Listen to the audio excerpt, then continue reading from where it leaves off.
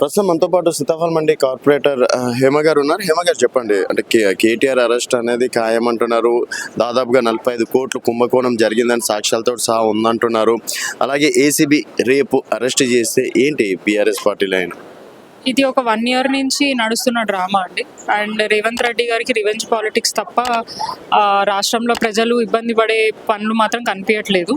ఏదైతే గ్యారంటీలు ఇస్తా అన్నాడో వాటి మీద ఎవరు ప్రశ్నించినా ఎవరు మాట్లాడినా కూడా వాళ్ళ మీద అక్రమ కేసులు పెట్టి వాళ్ళని ఇబ్బంది పెట్టే ప్రయత్నమే రేవంత్ రెడ్డి గారు చేస్తున్నారు. అండ్ ఈ కేసు ఏదైతే ఉందో డెఫినెట్గా కేటీఆర్ గారు అన్నట్టు దాని మీద ఎక్కడ అవినీతి జరగలేదు. ఇన్ కేసు నిజంగానే దాని మీద ఏదైనా ప్రూఫ్స్ ఉంటే 1 year క్రితమే ఆ కేసు రిజిస్టర్ చేశారు, కానీ ఇప్పుడు దాకా దాని మీద ఎటువంటి యాక్షన్ లేదు. ఇప్పుడు మళ్ళీ ప్రజలని డైవర్ట్ చేయడానికి నిరంతరం ఏదో ఒక కేసు తీసుకొని వచ్చి ఆయనని ఇబ్బంది పెట్టే ప్రయత్నం. ఇప్పటికీ ఇది ఒక 5th or 6th టైము. ఆయనకి ఈ టైంలో రేవంత్ రెడ్డి గారికి అవసరమే లేదు కేటీఆర్ని అరెస్ట్ చేయడం, కేటీఆర్ని అరెస్ట్ చేస్తే నాకు వచ్చేది కూడా ఏం లేదని చెప్పేసి చాలా క్లారిటీ చెప్తున్నారు కదా. ఆయననే కుట్ర చేస్తున్నారని ఎందుకు అంటారు? మరి ఎప్పుడు ఏ మీడియా ముఖంగా కానివ్వండి, ఎక్కడ కానివ్వండి, నేను కేటీఆర్ గారిని అరెస్ట్ చేపిస్తా, జైలుకి పంపిస్తా అని మాట ఎందుకు మాట్లాడుతున్నారు? వారే కానివ్వండి, కాంగ్రెస్ పార్టీ నాయకులే కానివ్వండి, నిరంతరము ప్రజలు ఏదైతే సఫర్ అవుతున్న దాని గురించి కానివ్వండి, డెవలప్మెంట్ గురించి కానివ్వండి, దేని గురించి మాట్లాడతలేరు. కేవలం కేసీఆర్ గారు, కేటీఆర్ గారు, బీఆర్ఎస్ పార్టీ దీని గురించే తప్ప, ఈ 3 విషయాలే తప్ప ఇంకా వాళ్ళు మాట్లాడేది ఎక్కడ కూడా కనిపించట్లేదు. ప్రూవ్ చేసుకో, మేము అనేది అదే, ప్రూవ్ చేయండి. మీకు 1 year అవుతుంది, 1 year నుంచి ఇదే కదా డ్రామా వాళ్ళు చేస్తున్నారు. ఈ రోజు పంపిస్తా, రేపు పంపిస్తా, ఈ బాంబు వేస్తా, ఆ బాంబు వేస్తా అంటున్నారు. ఆ బాంబులు వేయట్లేదు, ఉల్టా వాళ్ళ మీదనే పడుతున్నాయి, వాళ్ళకి దెబ్బలు తాగుతున్నాయి తప్ప ఎక్కడ కూడా మాకు ఇబ్బంది అవుతలేదు. అండ్ మోర్ ఓవర్ ఇక్కడ మేము చేసింది కూడా ఏం లేదు. గత బీఆర్ఎస్ ప్రభుత్వం ఉన్నప్పుడు ప్రజల మంచి గురించి ఆలోచించడం, డెవలప్మెంట్ చేసినాం, వెల్ఫేర్ స్కీమ్స్ ఇంప్లిమెంట్ చేయడం జరిగింది. ప్రజలు అదంతా గమనించారు. అండ్ ఏదైతే స్కీమ్స్ గత ప్రభుత్వం ఇచ్చిండ్రో అది కంటిన్యూ చేస్తూ కాంగ్రెస్ ప్రభుత్వం కూడా మాకు ఇంకా మంచి చేస్తారన్న ఉద్దేశంతో వాళ్ళని ఎలక్షన్లో గెలుచుకున్నారు. కానీ ఏడాది నుంచి ఎటువంటి గ్యారంటీలు ఇంప్లిమెంట్ చేయలేదు. కేవలం గ్యారంటీ ఒక ఫ్రీ బస్ పెట్టి అది కూడా ప్రజలని, మహిళలను ఇబ్బంది పెట్టే ప్రయత్నం చేస్తూ మళ్ళీ రీసెంట్గా రైతు భరోసా మీద వాళ్ళు ఒక మాట చెప్పి ఇప్పుడు ఇంకో మాట చెప్పడము.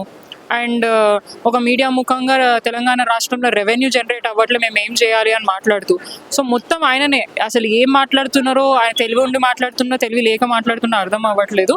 సో అరెస్ట్ చేస్తే ఏం లేదు, లీగల్గా ఫైట్ చేస్తాం. మా కేటీఆర్ గారు అన్నట్టు డెఫినెట్గా అది న్యాయస్థానంలో మేము ప్రూవ్ చేసుకుంటాం. సీఎం డెఫినెట్గా అవుతారు. నెక్స్ట్ టర్మ్లో మా అన్న అంటే కేసీఆర్ గారు ఏదైతే డెసిషన్ తీసుకుంటారో ఆ మేరకు వారు కేటీఆర్ గారిని సీఎం చేయాలంటే అవుతారు.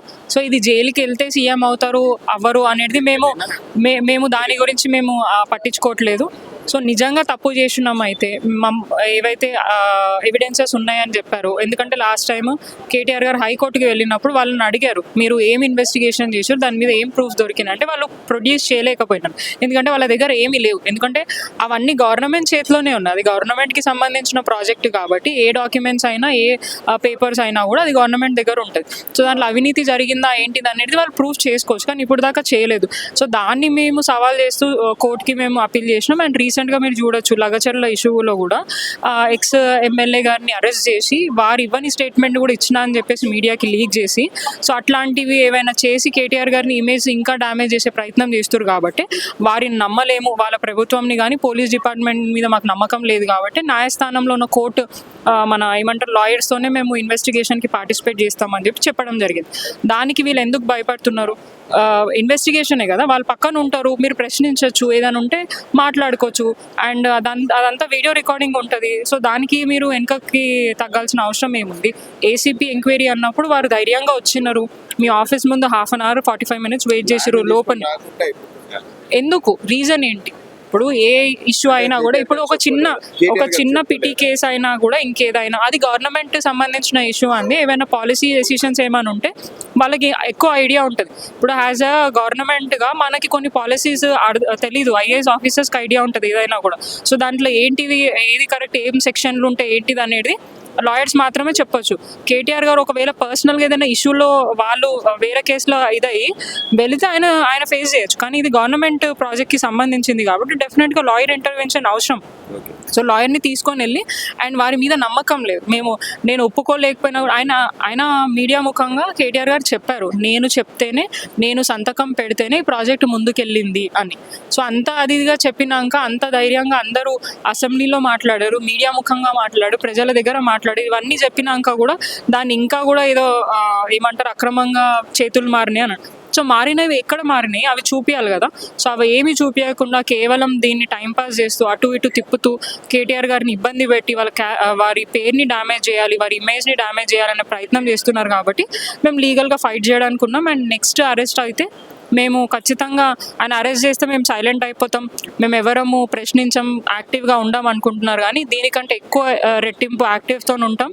అండ్ డెఫినెట్గా వాళ్ళు ఇచ్చిన గ్యారంటీలు ఇంప్లిమెంట్ చేసేదాకా కాంగ్రెస్ పార్టీ నాయకులని ఎక్కడికక్కడ అడ్డుకునే ప్రయత్నం అయితే చేస్తాం. థ్యాంక్స్. సో మొత్తానికి కేటీఆర్ గారిని అరెస్ట్ చేసినా మా గొంతు మాత్రం ఆగదని చెప్పేసి అంటున్నారు. ఇది సీతాఫల్ మండి కార్పొరేటర్ హేమ గారితో స్పెషల్.